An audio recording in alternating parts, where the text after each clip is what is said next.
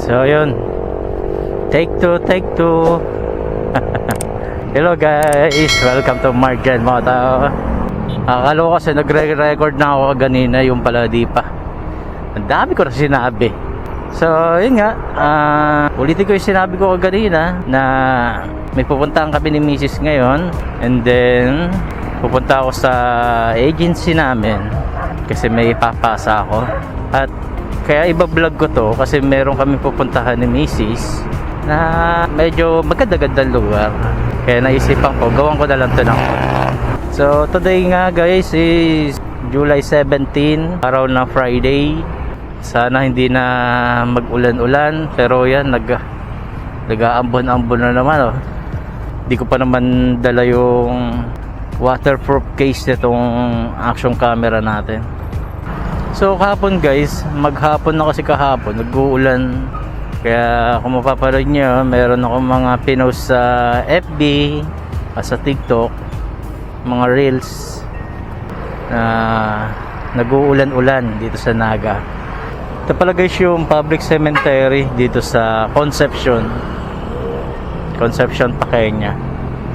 Madamo na public cemetery, pero pagdating ng November malinis siya. Tuwing November lang tuwing November lang nililinis.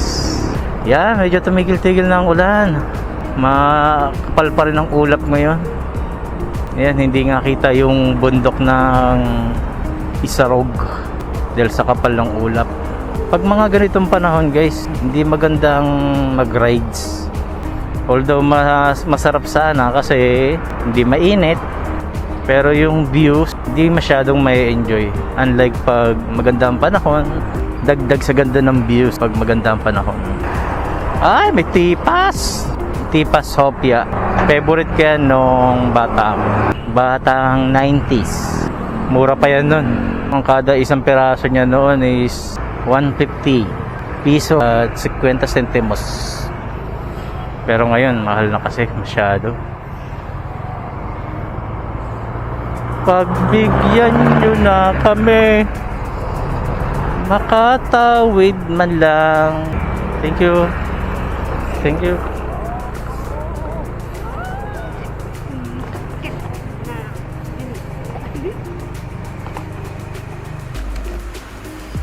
So guys, iihatid lang ako dito sa agency namin. 5 minutes later. Kaya nga, halika. So yan guys, natid ko na yung papeles dito sa opisina namin. Buti na walang ulan, sana wag nang umulan. Ito guys yung tinatawag na Concepcion Paqueña, and then sa sunod sa unahan nito ng konti is Concepcion Grande. Dito rin kami nagde-deliver ni Mrs. Kaya kabisado ko na rin din tong lugar na to. At dito rin ang daan papuntang Albay, Legazpi. Dito ang daan mo guys. Meron din isa, yung main highway doon sa Almeda, sa kabila yun. Dumadaan yung mga galing Maynila na mga bus, doon dumidiretso. Hindi na dadaan dito sa proper ng Naga. Yan, dito na tayo sa Concepcion Grande. Tapos ang pinaka headquarters ng PNP dito sa Naga is ito, yung Provincial Police office dito. Diyan, madalas din kami nagde-deliver ni Mrs. diyan. 'Di ba naka-deliver na tayo diyan, ha? Sa PNP. Oh, mababait ang mga police diyan, guys. Unlike sa Manila. Masyashongets. Joke. Tapos dito naman ang headquarters ng HPG. Ewan ko kung nandito pa yung headquarters ng HPG, pero meron dito yun. Nasaan na HPG dito? May HPG dito, ah. Lumagpas na siguro tayo sa HPG. Nalagpasan na siguro namin guys. Oh! Ate, doon ka tumawid sa pedestrian. Yan, yung Almeda Highway guys, dito yan, nagtatagpo yan. Ito ang Concepcion. Ito naman yung Almeda Highway. Yan. Mga galing ng Maynila, yan, dyan dumadaan yan. Yan. Yo, si Paps mukhang galing pang Maynila yan, oh. Ride safe sa inyo, Paps. Na-miss ko na mag long ride nung nasa Antipolo kami ni Mrs. Pag uuwi kami dito sa Naga, sobrang napaka-exciting talaga. Pero pagdating ng mga tanghali, hapon na, doon mo na nararamdaman yung pagod, guys. Pero pag nakarating ka na ng Naga na galing sa Manila, Antipolo, yun, ano na, yung achievement mo, nagawa mo, sobrang sarap sa feeling. Kasureco, ito guys yung electric company ng Naga to.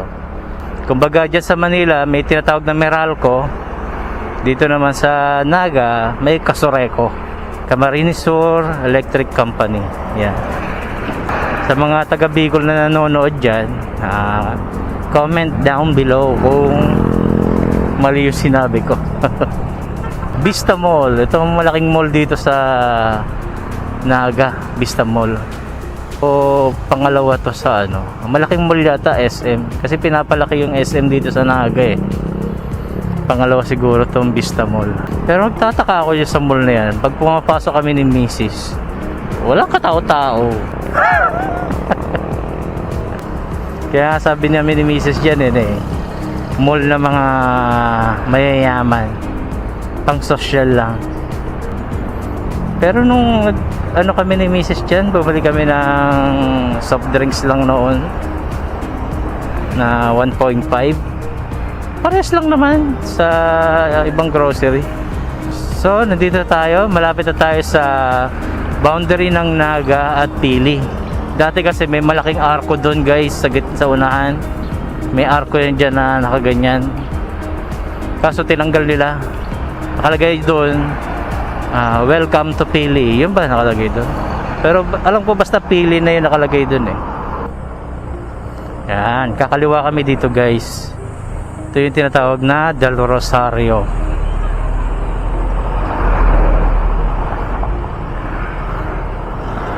Yan, pinalawak na rin tong kalsada ng Del Rosario, guys. Dati kasi to maliit lang, ngayon malawak na siya. Dati maliit lang to, ang lane nito dito lang kabilat kanan, pero ngayon ito na siya, oh.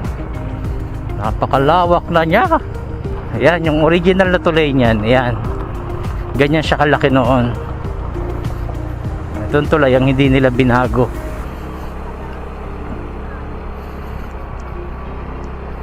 Alternate road to papunta sa Kararayan, Pakul, Kalabanga. Hindi ka na dadaan sa proper ng Naga kung galing ka ng Albay, no? Pag galing ka ng Albay or Legazpi, dito kakanan ka dito sa may Del Rosario. Oh, buti inalis na yung ibang poste sa gitna, oh. Dati kasi, guys, may mga poste yan dyan sa gitna, eh marami na aksidente. Alam ko yung last na aksidente dyan, motor na may angkas pambata. Kawawa naman. Ganda na, oh. Dati dito pataas, lubak-lubak to eh. Ngayon, oh, oh, ganda na ng kalsada, oh. Saka semento na siya. Ito maganda. Pag nagpasemento ng kalsada ang gobyerno, sana yung sementado na talaga, solid cement na talaga, hindi yung espalto. Kasi yung solid cement na yan, habang buhay na yan eh. Di tulad ng mga espalto, pag nabasa ang ulan yan, lalambot yan, dadaanan pa ng mga truck na malalaki, wala na, lubak-lubak na. Panibagong ayos na naman. Tapos ang pantatapal din nila uli is ano lang din, espalto lang din. Di wala rin.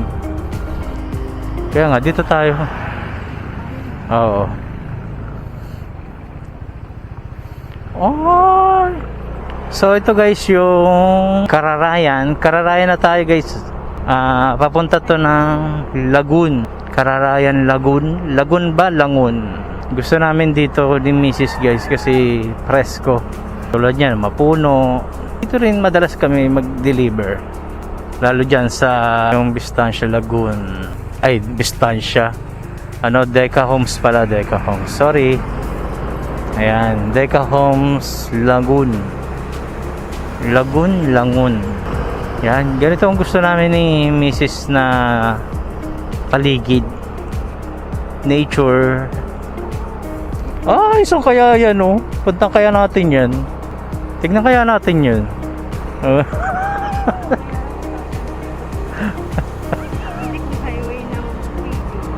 Highway na pili. Uy, lumang bahay, oh. Oo nga, nabidyohan ko nga siya. Mahilig din kami ni Mrs. guys sa mga heritage house, mga lumang bahay, lalo yung mga abandon. Mahilig kasi ako manood ng mga ghost hunting. Pero di ko gusto yung mga ghost hunter na fake. Yung gagawa sila ng sarili nilang multo. Yan guys, yung bundok ng Isarog. Kaso hindi siya nakikita dahil maulap. Pero kung wala yung ulap, makikita niyo yung bundok Isarog dyan. Ang bundok Isarog is yan din yung guys, active volcano na malapit dito sa syudad ng Naga. Pero wala akong alam kung pumutok na ba yan. Na pictures na yan sa sa eyewitness kay Cara David, yung anchor na si Cara David. Inakyat nila yan. At super nagubat talaga yung bundok Isarog na yan. Pine tree, oh. Pine tree, oh. Pine tree. Mukhang magbabagyo yata dito, ha. Bagyo, ha.